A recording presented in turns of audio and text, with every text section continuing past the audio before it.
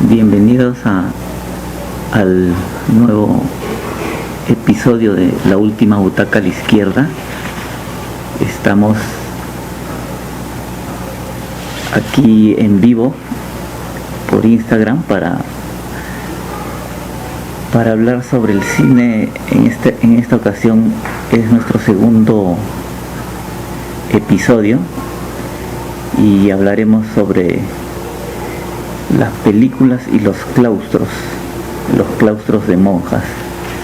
Hoy estamos viernes 24 de abril del 2020. Este es el segundo episodio. El primero fue sobre las películas de pandemia, ¿no? En esta ocasión vamos a hablar sobre las películas y los claustros de monjas. A lo largo de la historia hay varias películas que han tratado este tema en diversas temáticas, ¿no? Ya sea los géneros de drama. ¿Me escucha, Leo? Parece que ya se conectó John. Sí te escucho, John. Bueno, sí estaba escuchando el preámbulo que estabas diciendo, no quería interrumpirte. Tan solo decirte que luego del inicio de la introducción, podemos hablar de Las Campanas de Santa María, que es una de las películas más antiguas con la cual hemos iniciado esta revisión de películas. De Las Campanas de Santa María. Así es. Sí, podríamos empezar con esa, ya que cronológicamente es una de las primeras, ¿no? que íbamos a tratar de este tema, y que es una también de las más antiguas, ¿no? Así es. Así que, Leo, abro debate. ¿Qué te pareció la película Las Campanas de Santa María? Ya en la tarde me dices algún adelanto de tu recepción. Sí, bueno, yo ya la había visto hace ya unos años, hace, no sé, unos 10, 15 años que la vi en cable, y desde ese entonces hasta la actualidad tenía una buena impresión, ¿no? Me había dejado un buen sabor de boca, como se dice, ¿no?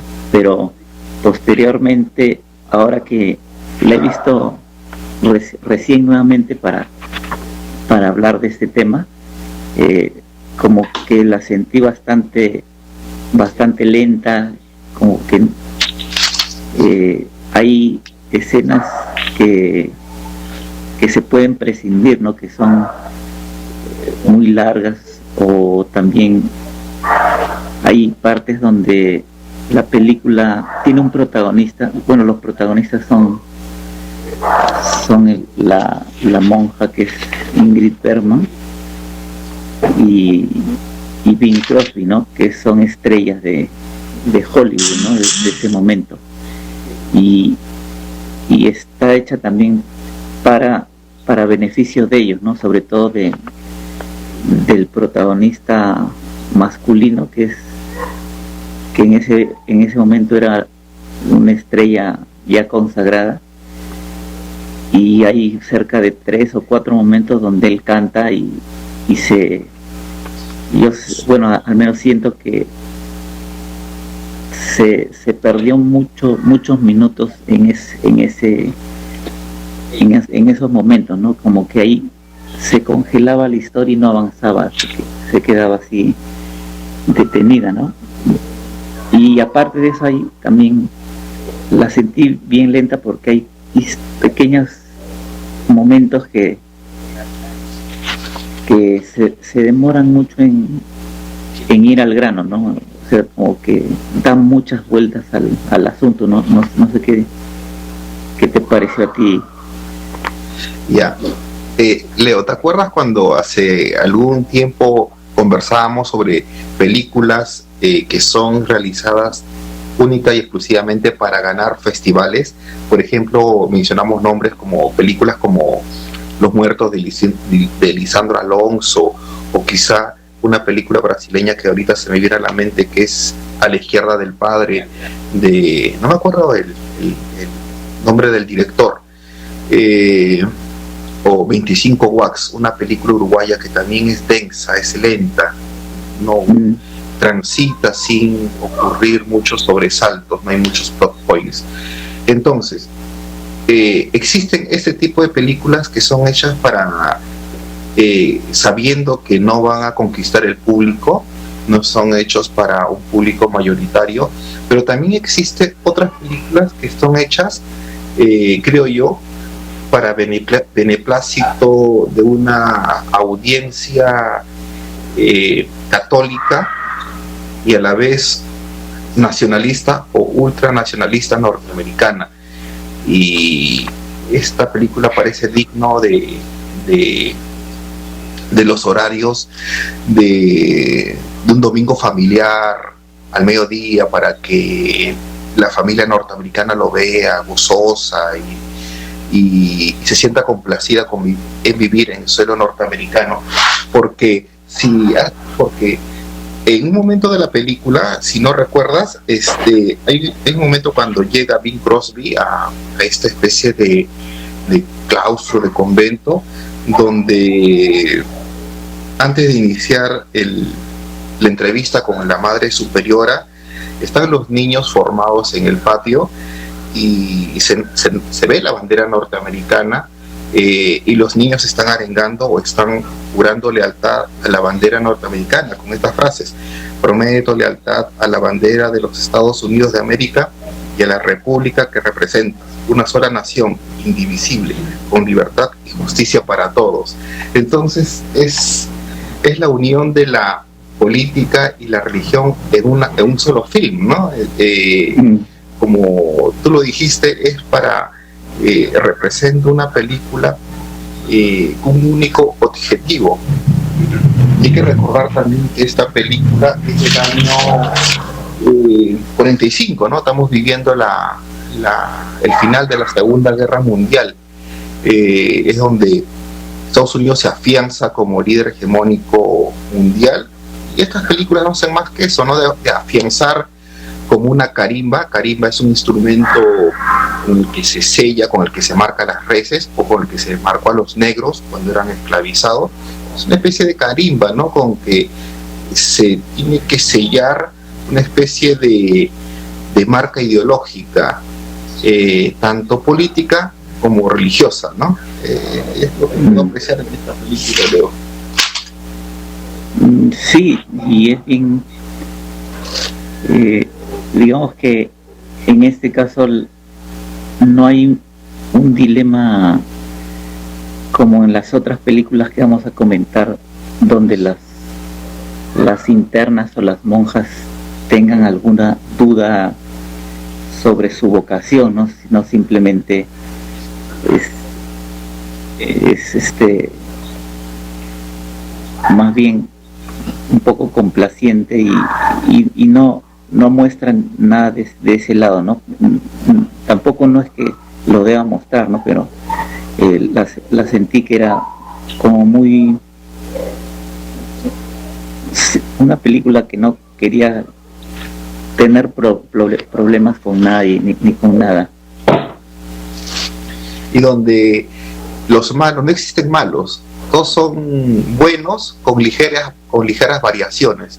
Ahí tenemos el papel, al villano, digamos, al villano entre comillas, porque no es prácticamente un villano, que es el rico de la ciudad, que anhela que las madres de este claustro le vendan este terreno para ampliar, este villano entre comillas, la empresa o la fábrica. Y por otro lado tenemos a las madres que también anhela ese otro pedazo de la fábrica para que allí amplíen la escuela, ¿no? Para la comunidad. Es un choque de anhelos, de deseos, pero que curiosamente aquí lo resuelven con una oración, ¿no? Qué sencilla es la vida, ¿no? Si uno orando consigue todo, ¿no?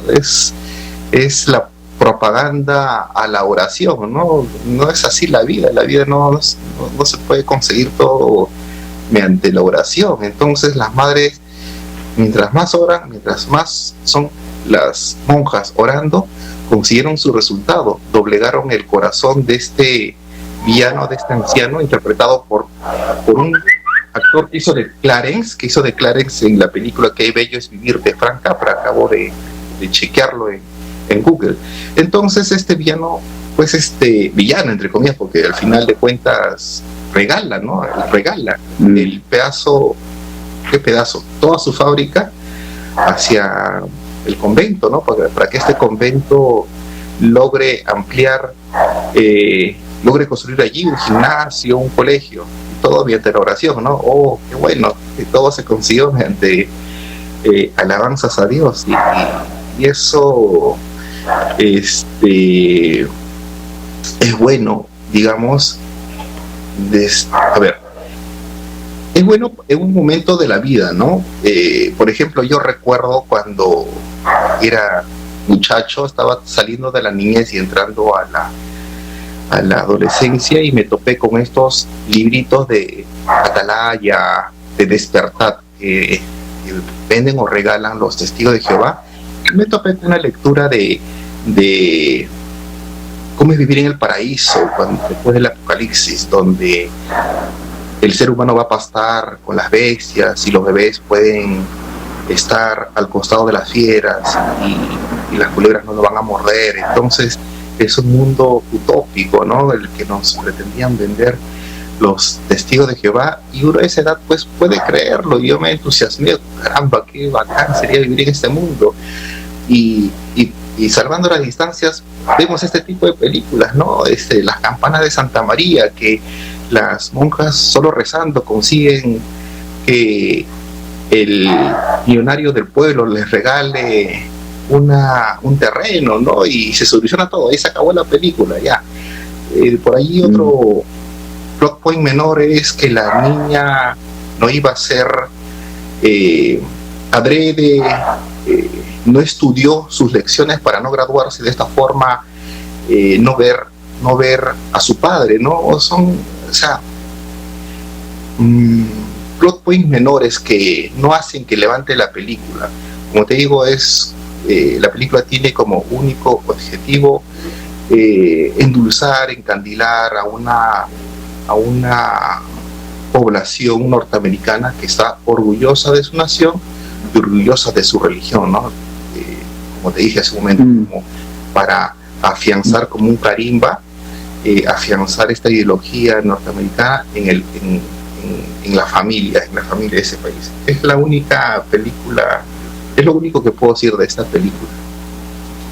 Sí, creo que mejor ya pasamos a la siguiente, que por el tiempo vamos a tener que hablar algunos minutos nomás para no se corte la transmisión. Que podría ser, si vamos en orden cronológico, sería Narciso Negro. Así es. Que se hizo en 1947 y la dirigió Michael Powell y Emery Pressburger. Y bueno, de esta película también la he visto recientemente y fue una grata sorpresa descubrirla, ¿no? Porque me sorprendió el grado de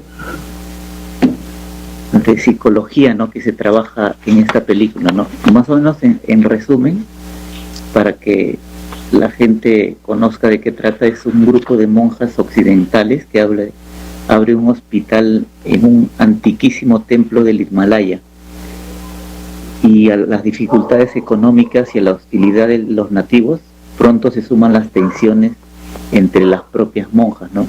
Un agente británico intentará mediar entre ellas para solucionar sus problemas, pero su presencia acabará despertando consecuencias fatales: la sexualidad reprimida de algunas hermanas, ¿no? Y como la sinopsis lo indica, ¿no? En esta película lo que sí prima es el cuestionamiento de la vocación que las internas, las monjas, están haciéndose a cada momento al llegar a este lugar, ¿no? Ellas estaban en un convento, digamos, tradicional, y son enviadas al Himalaya, a la parte de la India, que está en el Himalaya, y en un templo que antes fue como una especie de templo más que todo de adoración al cuerpo y a las cuestiones más mundanas y físicas de las personas. Este templo lo quieren transformar en lo que es un colegio, ¿no? Y un nuevo lugar donde ellas puedan enseñar, ¿no? lo que están acostumbradas a mostrar, ¿no? Que es la palabra de Dios, tanto a niños como a jóvenes, ¿no? Y me gustó ese cambio que tienen al llegar y al verse invadidas de todo este espíritu más terrenal, no tan espiritual, sino más terrenal, que las hace empezar a dudar de su verdadera vocación, ¿no? Que ellas creían tener, ¿no? Y a través de unos flashbacks nos damos cuenta de que ellas no están tanto allí porque quieren ser monjas, sino porque como que están huyendo de algo que las molestó en el pasado, ¿no? Y ha sido como un refugio el ser monjas, ¿no? Y acá se dan cuenta de que se cuestionan esa decisión que han tomado, ¿no? No sé qué te pareció a ti. Sí, esa es la idea que quiere transmitir la película, y lo curioso de Narciso Negro es de que cómo muestra a la mujer, digamos, sensual, a la mujer que está descubriendo su femineidad. Habrás notado que en cierta escena de la película hay un joven militar que inicia estudios en este claustro, en este convento en las alturas del Himalaya, y se encuentra con una joven de la región que comienza a mirarlo con curiosidad a este militar hindú, a este joven militar hindú. Y esta película me produce cierta curiosidad, y aparte, no sé si de sazón, en el sentido de que a la mujer que en la cual este joven militar le despierta cierto deseo sexual, lo presenta como un animalito silvestre que mira de reojo, mira por debajo de un biombo a la figura masculina de este joven, y al final termina huyendo con él. Pero la escena, cómo lo muestra, cómo lo presenta a esta mujer, es casi como un animalito, que la seducción que realiza también esta mujer hacia el joven hindú es a través de sus comportamientos casi silvestres, metiéndose por debajo de la mesa y observando a este personaje, y al final termina ella seduciendo a este joven hindú y yéndose y retirándose del colegio. La otra cosa que me sorprendió de esta película es de que cuando nos enseñaron guiones y los profesores nos dicen de cómo fabricar un personaje, de cuando un personaje, por ejemplo, empieza con A y tiene que terminar en B, yo veo acá que es una clase maestra de esa forma de cómo se construyen los personajes. Básicamente me refiero al hecho de que una monja, no la madre superiora, sino otra de las monjas, empieza con un comportamiento dubitativo, casi siempre de curiosidad, y al final termina siendo como que la villana, la que precisamente como tú lo dijiste, como tiene como se reprime sexualmente, salen todos sus demonios y se transforma en un personaje antagonista que persigue a la madre superiora. Y también hay otro dato curioso, que el personaje masculino nunca se enamora de ninguna de las personajes femeninas. Sin embargo, nos gusta ese personaje porque no sabemos cuál es su pasado. O sea, es atractivo el personaje masculino en sentido de la ignorancia que siente la audiencia, en saber por qué rehuye, por qué no se acerca sentimentalmente hacia una de las monjas que están en este claustro. Eso también le da un atractivo a esta película. Y lo otro es de que también habrás notado, Leo, de que siempre hay un aire de misticismo en estas películas. Por ejemplo, en el sentido de que esa monja, no la madre superiora, sino la otra monja a la cual se le despierta el deseo sexual, y cosa que no es correspondido por el personaje masculino que se llama el señor Dean. Ocurrió una escena en la cual por un mal consejo que dio esta monja, se muere un bebé del pueblo. Murió un bebé del pueblo, y eso hace de que la monja tenga una culpa, y la población de esta comunidad se enfurezca con todo el claustro, con todo el convento. Entonces eso hace de que acá yo siento un llamado, una especie de llamado místico de que la tierra quiere sangre, ¿no? De que alguien tiene que morir expiando sus pecados. Antes que nada, yo siempre digo de que ese tipo de comentarios que nosotros hacemos es con spoilers. Para desgranar bien la película tenemos que contar ciertas escenas que ocurren hacia la mitad o hacia el final de esta película. Y vemos acá de que este personaje, no me acuerdo cómo se llama la chica cuya sexualidad al final es reprimida, muere, y con esto sofoca el llamado de sangre que pide la población, la comunidad que vive al pie del Himalaya. Cosa que, como te digo, me sorprende, porque en varias culturas siempre existe el pago a la tierra, ¿no? El llamado de que si es que vas a llegar a un lugar, a una comunidad, primero es hacer un pago a la tierra, una especie de retribución al lugar donde tú vas a hacer alguna obra. Y esta película como que recoge de alguna forma esta costumbre antiquísima y universal. Es lo que pude notar en la peli, Leo.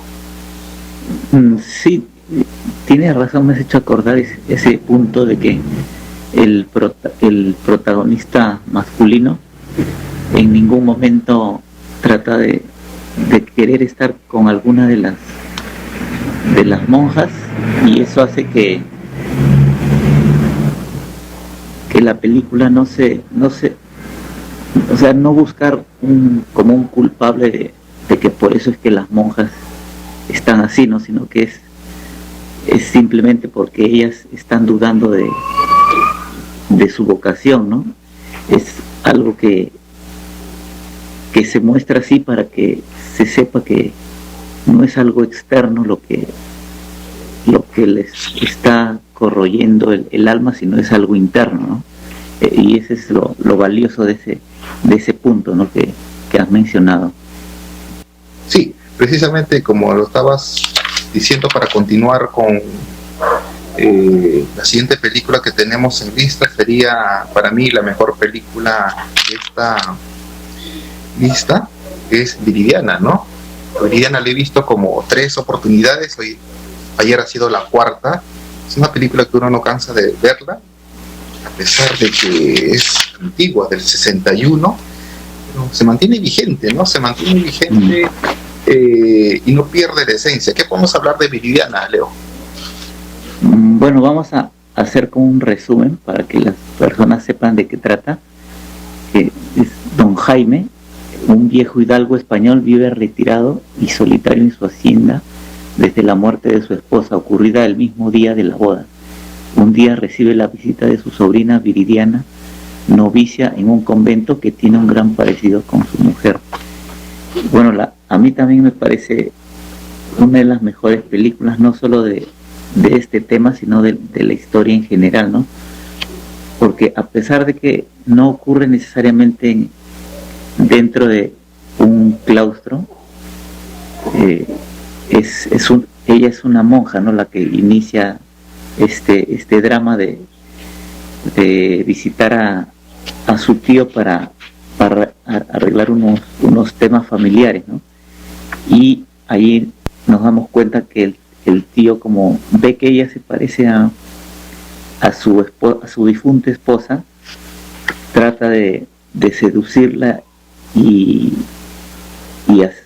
hacerla, digamos, como su nueva esposa, ¿no? Y tiene bastantes símbolos y escenas que son, digamos, como de antología, ¿no? Porque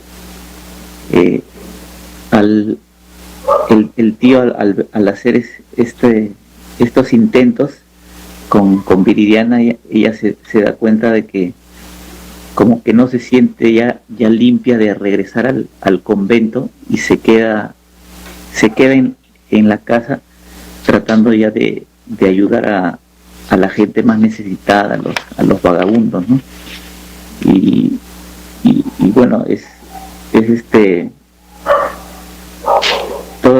toda la experiencia que ella quería, todas las intenciones que tenía de hacerlas en el convento, las trata de llevar a la casa, ¿no?, donde está viviendo actualmente, ¿no? No sé qué impresiones te dio a ti la película, sí, que la has visto.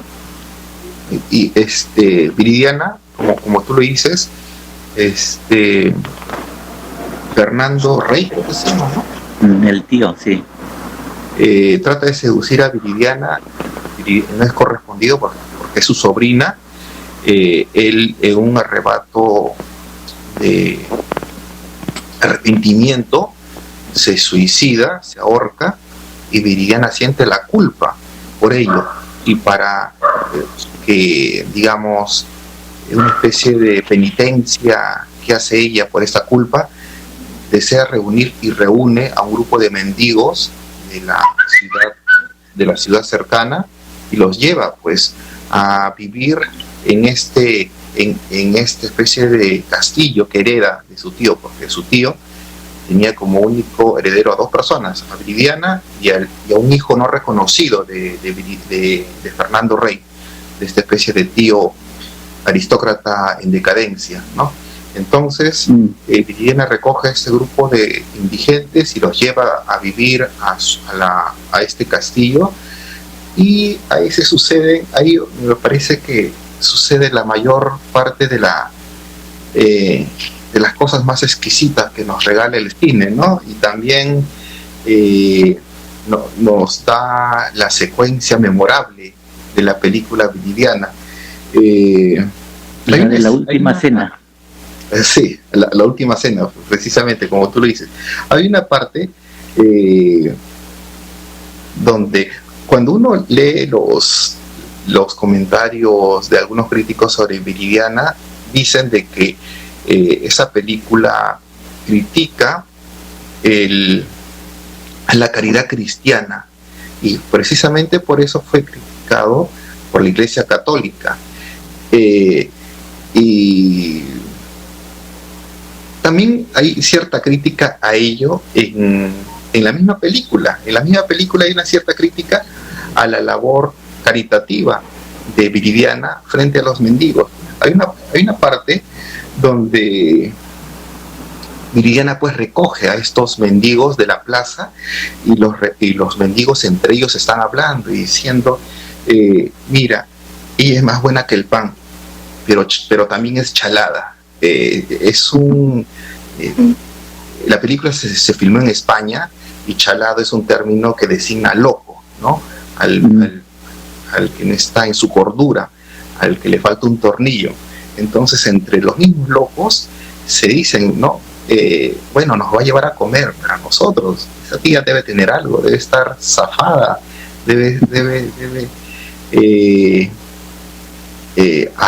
o quizás hay algo raro detrás de todo esto. Entonces son críticas que se observan al interior de la película también sobre la bondad, la actitud caritativa de este personaje. Y acá también los pobres, los mendigos, no son tratados con benevolencia de pobrecitos, ¿no? Sino también se muestra su grado de perversidad y de maldad que tienen, ¿no? O sea, no es complaciente ni con el uno ni con el otro, ¿no? Ese es lo bueno de la película, ¿no? Que claro, no tienen ninguna complacencia con nadie, ¿no? Así es. Y entre los mismos pobres hay como que niveles de pobreza, ¿no? O sea, dentro de la propia comunidad de ser pobre, entre ellos se denigran, se suelen, como existen en Lima, en algunos sectores, se cholean entre cholos. Allá en Viridiana, no sé si cabe el término, pero se pobrean más entre pobres. Sí. Al tipo que tiene lepra, pues es apartado, ¿no? Le sirven una mesita aparte, le pasan el plato para que no entre en contacto con los otros pobres, entre ellos mismos, entre esa misma comunidad. Inclusive entre ellos observan de que quién tiene que estar junto a ellos y quién tiene que ser expulsado, ¿no? De esta especie de cofradía de pobres, ¿no? Entonces es un microclima que se genera allí en esta especie de experimento social que realiza esta mujer, ¿no? Esta mujer como penitencia para al reclutar a estos pobres. Sí, y también hemos olvidado mencionar la parte en que el sobrino del tío también tiene las intenciones de querer estar con Viridiana, ¿no? Y no solo con ella, sino también con la empleada que cuida la casa, ¿no? O sea, quiere estar con las dos, y el final también es como una imagen sutil de un trío amoroso, ¿no? En el que terminan jugando a los naipes, ¿no? Las cartas entre los tres, ¿no? Así es. Hay una historia de ese final, porque el final, según cuenta Luis Buñuel, iba a ser que Viridiana, después de su fracaso de experimento social y de que todos los mendigos hayan robado en su castillo, Viridiana pues acude a la habitación de Facundo Cabral, no, perdón, de Paco Raval, Francisco Raval. Paco Raval. Acude a la habitación del hijo de Fernando, toca la puerta, Paco Raval abre la puerta, ingresa Viridiana y se cierra la puerta. Allí iba a terminar la película, pero la censura franquista decidió de que no, era muy fuerte para los cánones religiosos de aquella época, y le exigieron que cambien el final. Y Buñuel pues decidió hacerlo, lo complació, y el resultado resultó ser más explosivo aún, porque entra Viridiana, adentro está Ramona la empleada y se cierra la puerta. Es un juego de naipes, ¿no? Espléndido, una alegoría perfecta al trío, a una relación sexual de tres personas, un ménage à trois, que es un vocablo francés que ejemplifica eso, ¿no? Y que para mí me resultó espléndido, y que curiosamente no notaron los censores franquistas en esta nueva versión. Menos mal, ¿no? Menos mal que algunos políticos censores no son tan inteligentes, ¿no? Y por eso a veces alabamos su torpeza, para que nos regalen estas joyas, ¿no? Estas joyas, estos finales preciosos. Y Luis Buñuel como... bueno, esta película se filmó en España, pero hay algunos Easter eggs, se dice, huevos de Pascua, que están escondidos allí, que yo creo que Chespirito, el chavo, los ha descubierto y los ha hecho una forma de homenaje. ¿Tú recuerdas que cuando Viridiana camina sonámbula y está vagando por los pasadizos del castillo de su tío, agarra una especie de cesto y en su momento de sonámbula va hacia la chimenea y recoge ceniza y los lleva creo que al cuarto de su tío, ¿no? Ahí hay un homenaje, creo yo, al sonambulismo de Don Ramón, ¿no? Que hace lo mismo llevando harina en su gorra para ponerlo en el barril del Chavo. Esa es una de las cosas que he notado. Hay otras también que ahorita no me recuerdo, pero hay otro huevo de Pascua escondido que también lo usa el Chavo. Cosas que son interesantes a veces como una curiosidad. Sí, bueno, ahora ya pasemos a la siguiente película, que es del año 1966, que es La Religiosa, de Jacques Rivette.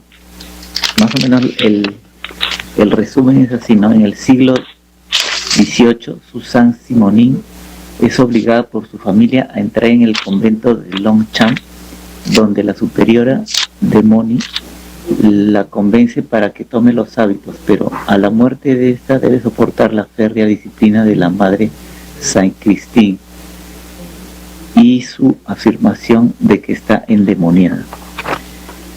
Bueno, esta película sí es, digamos que íntegramente ocurre dentro de un claustro, y en este caso no es que la protagonista que ingresa al claustro tiene alguna duda existencial si quiere o no quiere ser monja, ¿no? Ella simplemente ha sido obligada, ¿no? Por sus padres para que sea monja sin importarles la opinión de ella, ¿no? Y ella trata por todos los medios de huir, primero de alguna forma, si se quiere, legal, a través de abogados, y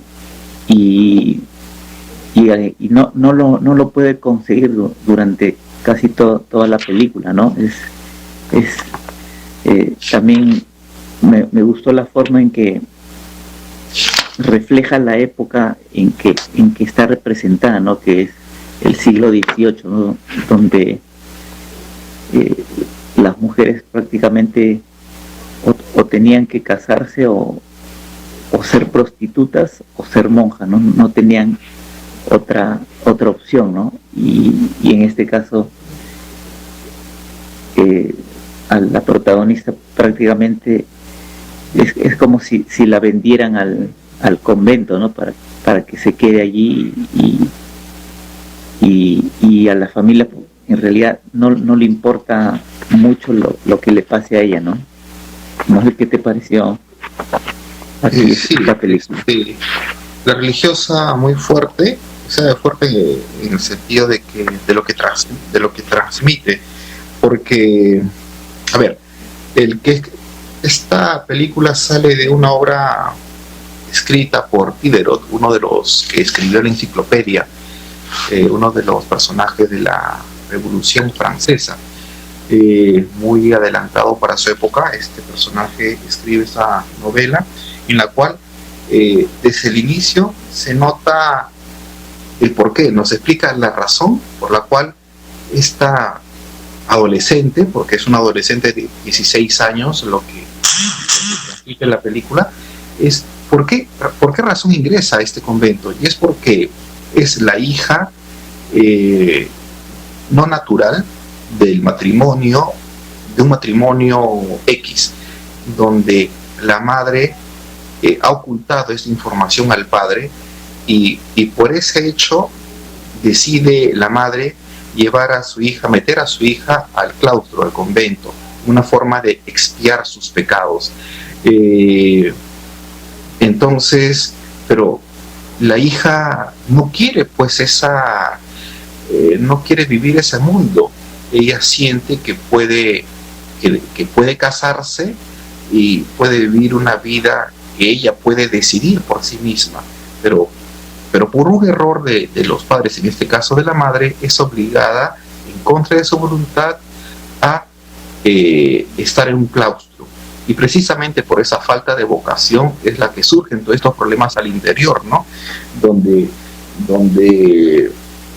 pasa de mal en peor, cuando sale de este primer convento con la ayuda de un litigante, de un abogado, va a otro convento mucho peor, ¿no? Porque si bien en el primer convento la madre superiora era represiva y todo lo arreglaba con castigos, cuando es llevada a otro convento precisamente por un juicio en el cual desean que se anule sus votos y salga del claustro, pero las autoridades deciden que mientras siga la investigación o su juicio sea llevada a otro convento, en ese otro convento encuentra una madre más indulgente, más comprensiva, pero que encierra un gusto sexual hacia la protagonista, ¿no? Y que ella descubre y que hace de que descubre esa apetencia sexual de la otra madre superiora, y es ayudada por un padre que también tiene deseos sexuales sobre ella, ¿no? O sea, es una mujer que vive prisionera por su belleza, ¿no? Existe esa percepción en la película, y hacia el final no lo voy a contar todavía al final, pero es lo que se puede decir de esa película en forma argumental hasta este momento.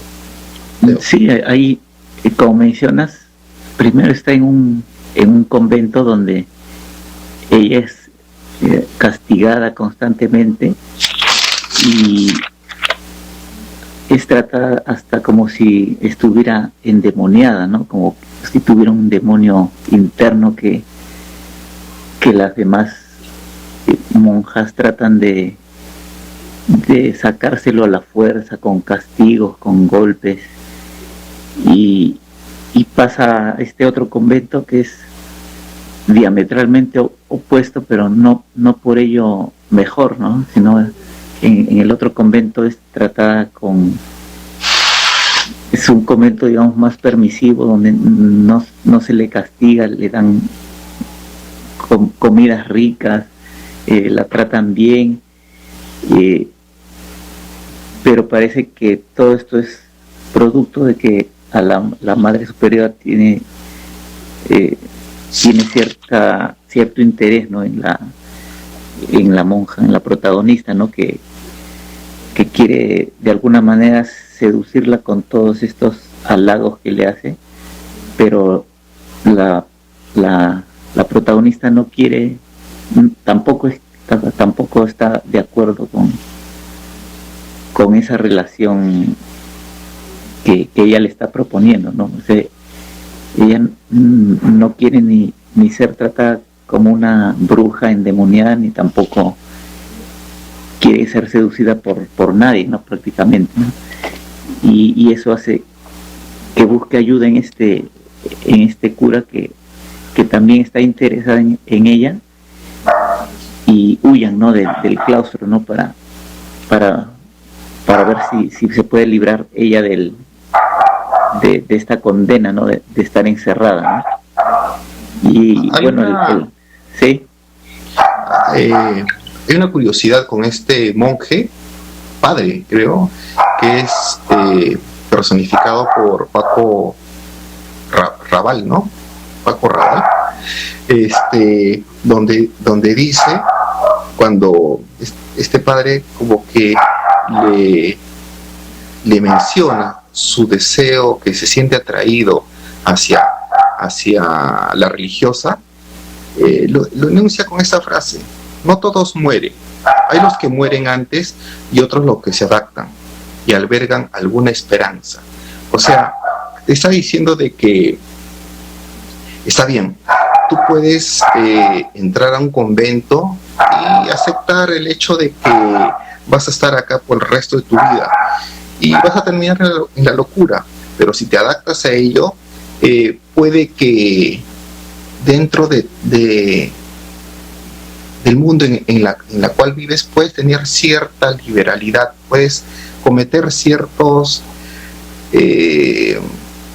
o sea, puedes subvertir el orden de tal forma que no seas castigada, que esos pecados que cometes al final no sean malos ante los ojos de Dios. Desde ese punto de vista yo a veces pienso en el hecho de que si es lícito o si es bueno o no que se mantenga el celibato en la religión católica, ¿no? Porque al final de cuentas, como también lo hemos visto en otras películas, es una apetencia del hombre o del ser humano que no es saciada plenamente, y precisamente por ello existen esta especie de represión que desemboca a veces en actos funestos, en actos violentos que terminan en muertes y que no hacen más de afianzar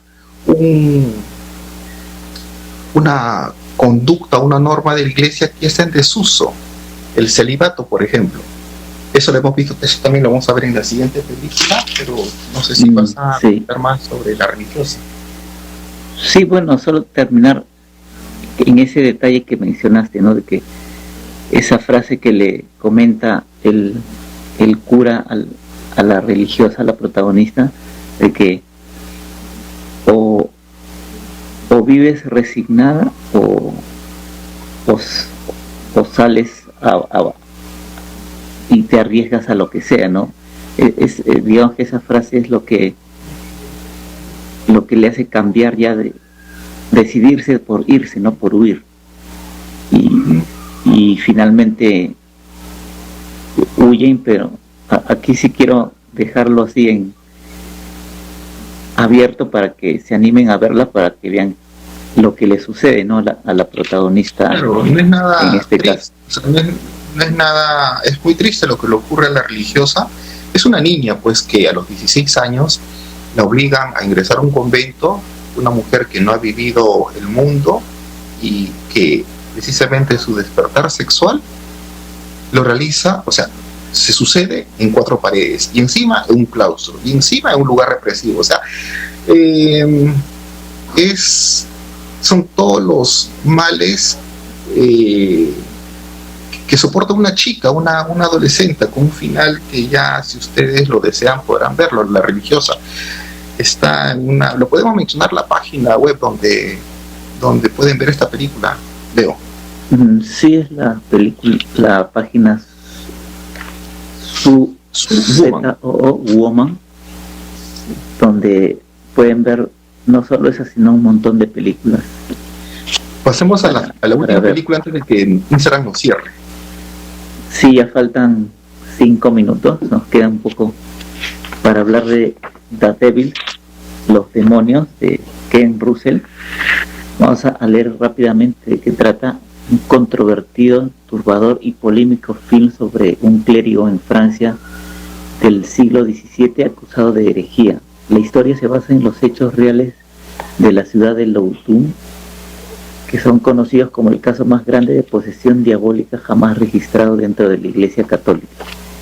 En este caso, esta película no, digamos que los protagonistas no es una monja o un grupo de monjas, sino es un clérigo, un padre que está en este pueblo y es un padre poco ortodoxo, que le gusta tener relaciones con cuanta mujer se le presente al frente, y al llegar a este pueblo donde hay un convento,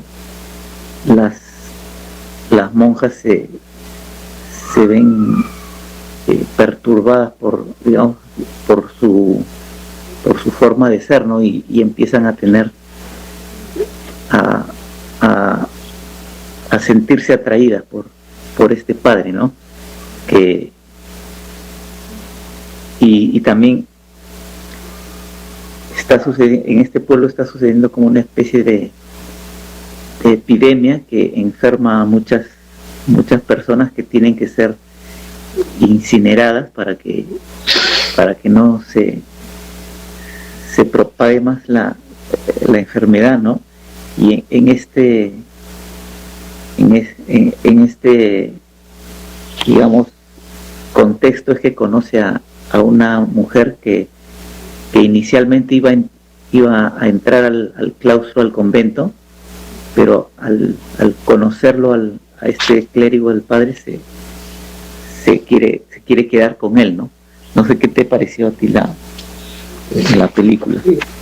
La película, como tú dices, se centra en la historia del padre, y al inicio de la película es un claro ejemplo de cómo también se construye el personaje. El personaje comienza en A y termina en B, porque al inicio vemos un padre de la Iglesia Católica, que es mundano, que gusta de salir con prostitutas, porque eso lo sabemos en el diálogo con otro padre, cuando le dice el padre, digamos, recto, correcto, ¿por qué has embarazado a la hija de mi primo? Está molesto.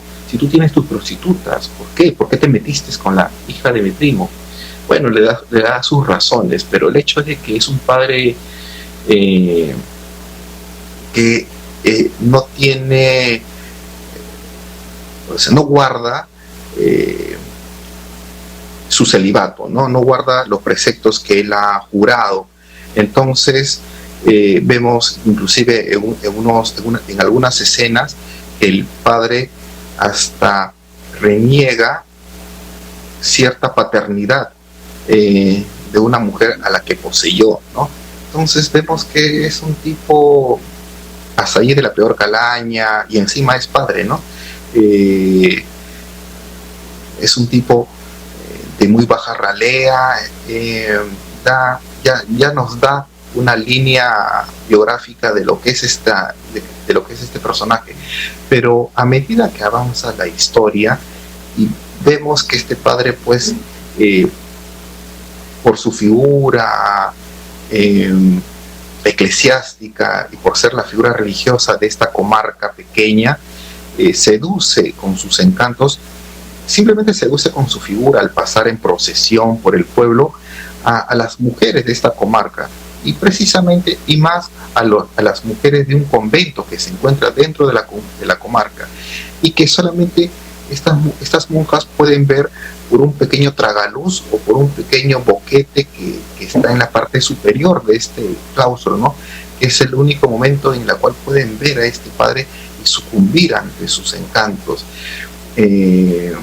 A medida que transcurre la historia, vemos que este padre lidia una serie de ideas,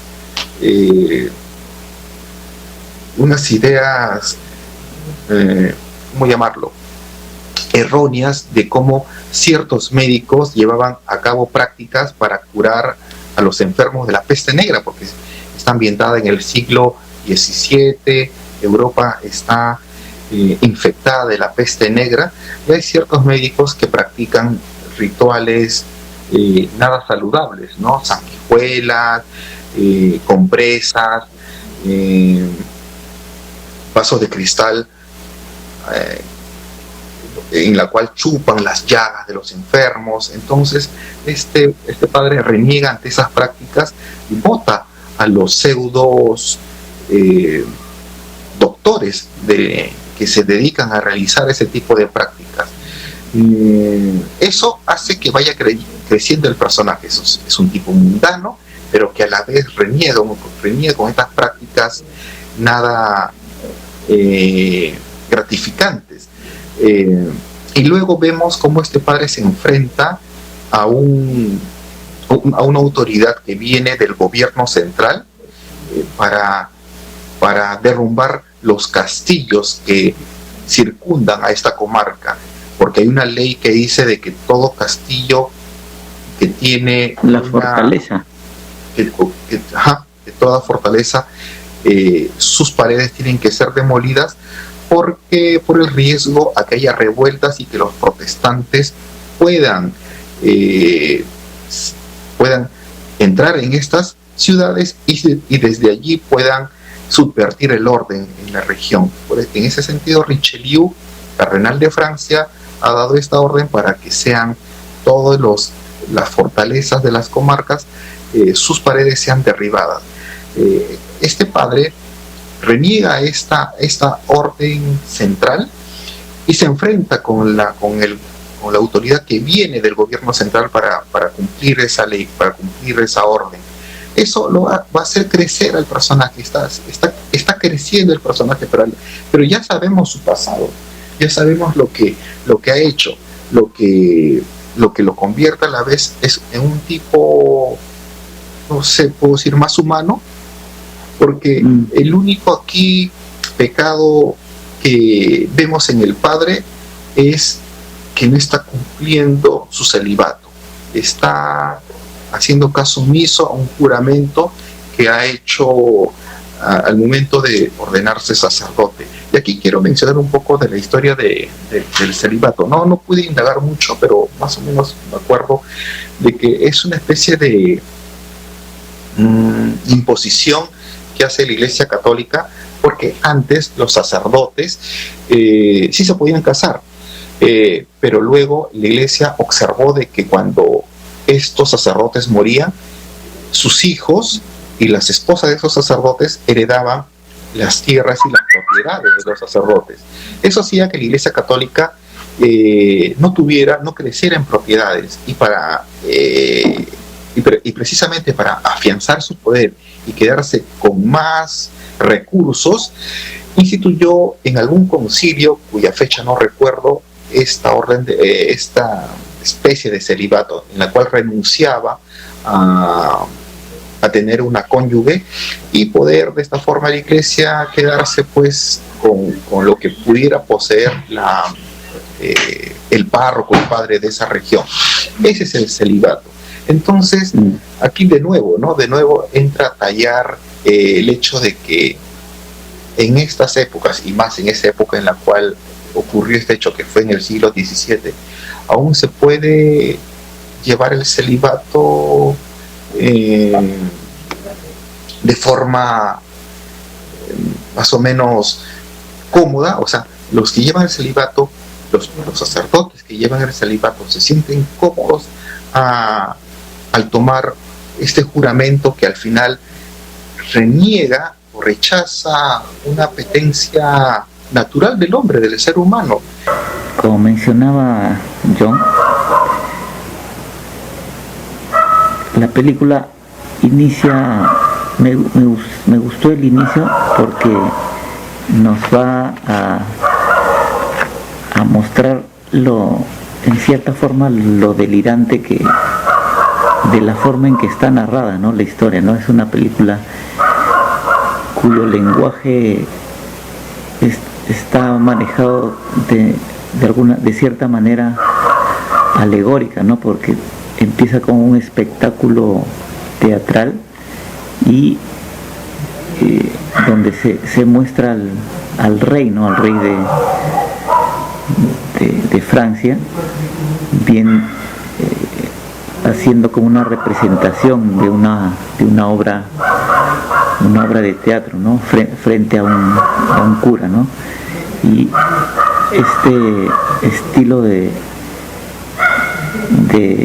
muestra de cine, digamos, delirante, tiene su cumbre en hay una parte donde las monjas son interrogadas porque quieren de alguna manera exorcizar a la madre superiora, porque se le ha metido el demonio, porque pero en realidad lo que quieren es que tener una excusa para poder acusar con alguna prueba al padre, al protagonista, ¿no? Y al final ella termina confesando de que tiene un...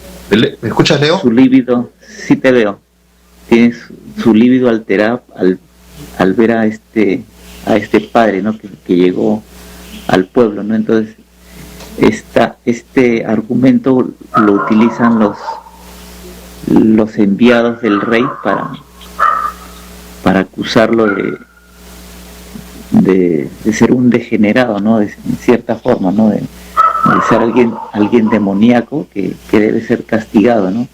Cuando ocurre digamos,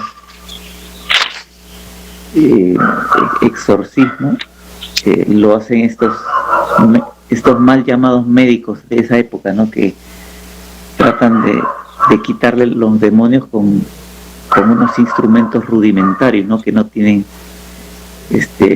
ningún asidero científico, ¿no? Todo es algo hecho en base a creencias nada más, no son cosas probadas científicamente, ¿no? Entonces, a partir de ese momento es que la película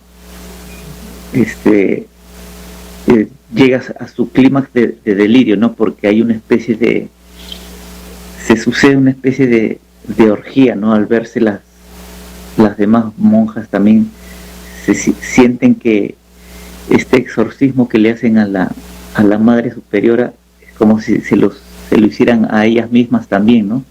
Y se produce una especie de orgía, ya que linda ya en la locura, ¿no? Es una escena, si bien es en un convento, pero es algo que parece una orgía hecha en un prostíbulo o algo parecido, ¿no? Porque suceden una serie de escenas y todo está editado de una forma como si fuera todo un acto sexual, ¿no? No sé qué te pareció esa parte, ¿no? Claro, y yo me aventuro un poco al inicio de la película de The Devils, en el hecho de que habrás notado que cuando comienza la película, el título inicial de Los Demonios, al final, al inicio de la escena, tiene una especie de obra teatral, una representación teatral del rey de Francia, que está observando Richelieu, el cardenal Richelieu, sentado en un altar. Entonces, el título de Los Demonios está sobreimpreso en letras grandes, rojas, sobre los rostros cuando se acerca a la cámara el rey de Francia, y también sobre el rostro de Richelieu, ¿no? Los demonios, ¿no? Entonces, allí me parece una especie de unión simbólica tácita, ¿no? El Estado y la Iglesia, al final son los demonios, porque hay una parte del discurso en un momento de la película cuando uno de los personajes, creo que Richelieu, dice: quiero ver a la Iglesia más benevolente y que abrace a todo ser en toda la faz de la tierra. Qué mensaje más político, ¿no? De una institución eclesiástica, ¿no? Solamente recordemos cómo fue nuestra evangelización cuando llegaron los españoles aquí al Perú, ¿no? Cómo fue la extirpación de idolatrías, ¿no? De qué forma se llevó a cabo esto. Entonces, esta sentencia de Richelieu: quiero ver a la Iglesia más benevolente y que abrace a todo ser en toda la faz de la tierra. Vemos cómo se ha llevado a cabo, ¿no? A lo largo de la historia, con qué benevolencia se sucedieron esos hechos, ¿no? De cristianización. Tocando lo que tú dijiste acerca de cómo logran expiar o sacar los demonios a estas monjas supuestamente endiabladas, al final termina siendo quién está cometiendo mayor atropello a la dignidad humana, ¿no? Si estos estas autoridades con estas pseudo prácticas en la cual, como tú lo señalas, con instrumentos de tortura, tratan de rescatar a estas mujeres de una supuesta posesión demoníaca, ¿no? Frente a ello, sucede que mientras se desarrolla esta especie de exorcismo, se quiere con esto culpar al padre Gradier se pretende culpar políticamente, porque el hecho es de que el padre Gradier ha tocado ciertos temas políticos que no lo perdona pues el gobierno central. Entonces utilizan de pretexto esta supuesta vamos a decirlo así, brujería que haya cometido el padre sobre las monjas, para que estas monjas acusen al padre y que el padre sea al final martirizado, ¿no? Entonces veo aquí, como te lo dije hace un momento antes de la transmisión, si al inicio de la película vemos un padre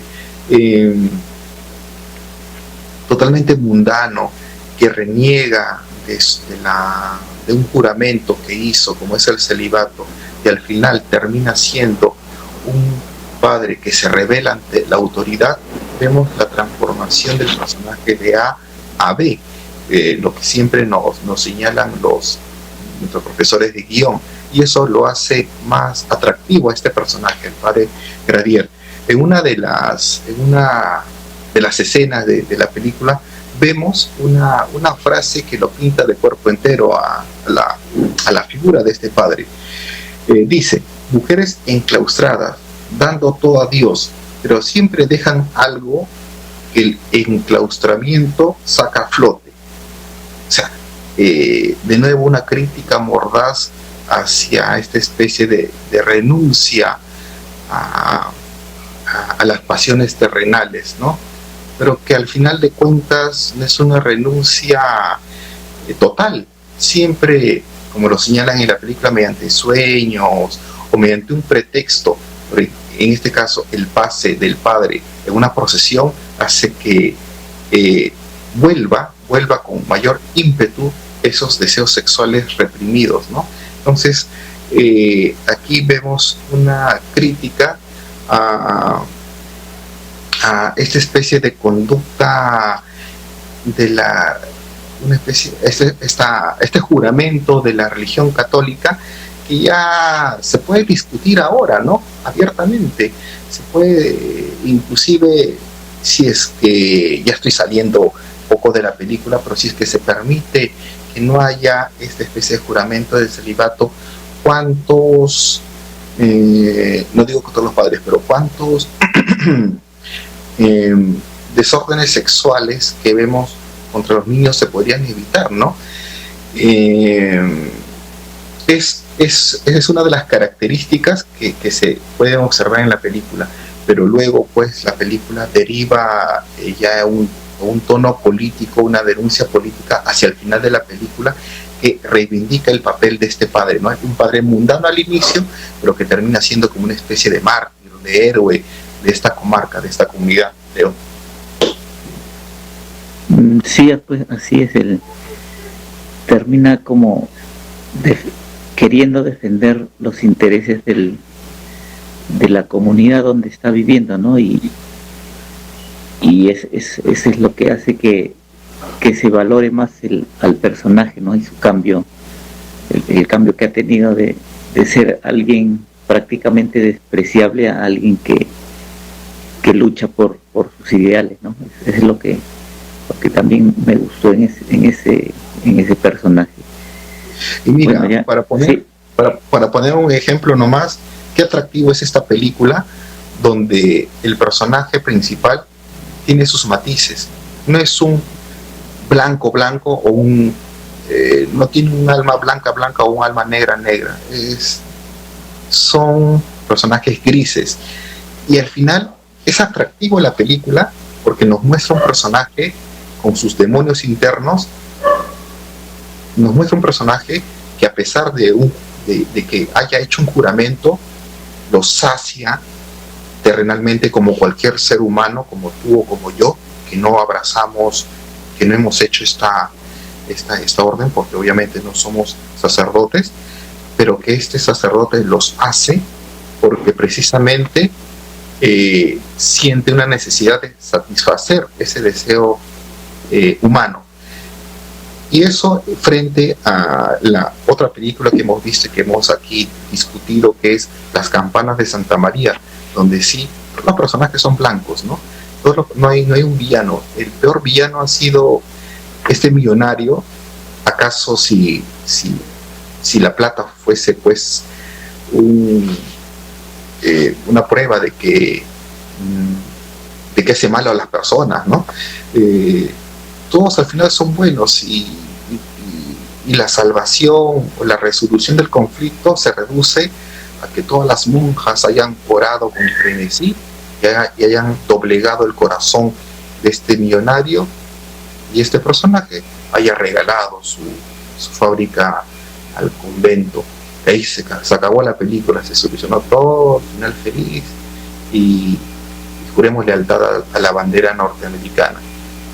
Película para el olvido, ¿no? Pero tenemos esta otra película, Los demonios, que nos muestra un personaje atemporal, que existió en el siglo XVII y que puede existir ahora, ¿no? Y completamente, y podemos quizá discutir sobre sus conductas, podemos rechazarlo, pero que le tenemos cierta compasión o conmiseración frente a los hechos, frente a las conductas que ha tenido en su pasado, Leo. Sí. Bueno, ya para terminar, hay varias películas, ¿no?, que se quedan en el tintero, como se dice, ¿no?, para comentar, ¿no? Hay varias películas que relatan los claustros, pero en tono de comedia o de terror, y bueno, más que todo hemos querido centrarnos en los dramas internos, ¿no?, que se presentan en este caso de los protagonistas, las protagonistas, ¿no?, que son las monjas, y por eso hemos tratado de ver y de comentar estas películas que, si bien son obras que en su época han sido bien valoradas, ahora no son vistas muchas veces por los jóvenes, ¿no?, que consumen el cine más comercial, o el cine que pueden encontrar en plataformas de streaming, ¿no?, como Netflix, que es cine más actual, ¿no? Y acá lo que tratamos es de mostrar las películas que en su momento fueron bien valoradas, y ahora ya no se les conoce tanto, ¿no? Ese es el fin también de este podcast, de retornar a esas películas que están allí en algún lugar de la historia, pero que ahora no son muy bien apreciadas o valoradas, ¿no? Sí, Leo, tienes toda la razón.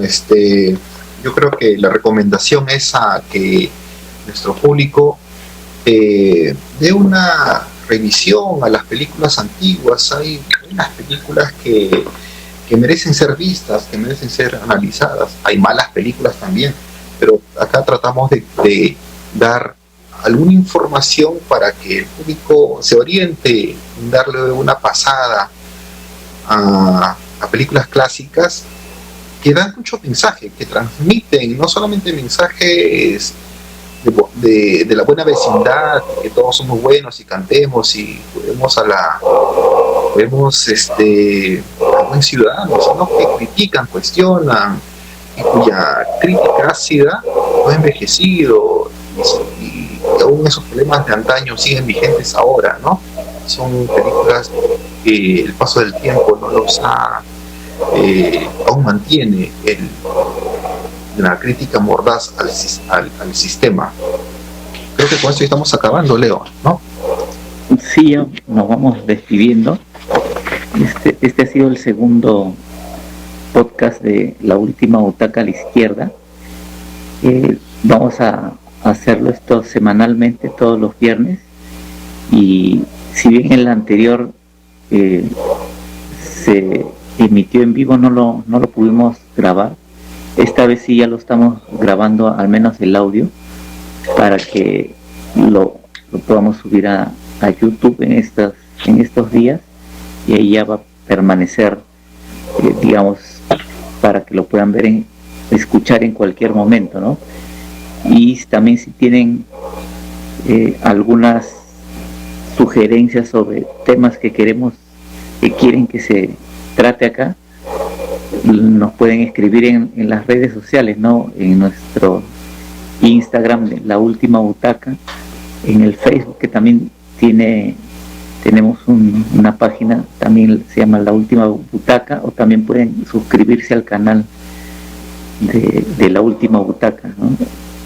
Para que puedan ver las novedades cada vez que las subimos, ¿no?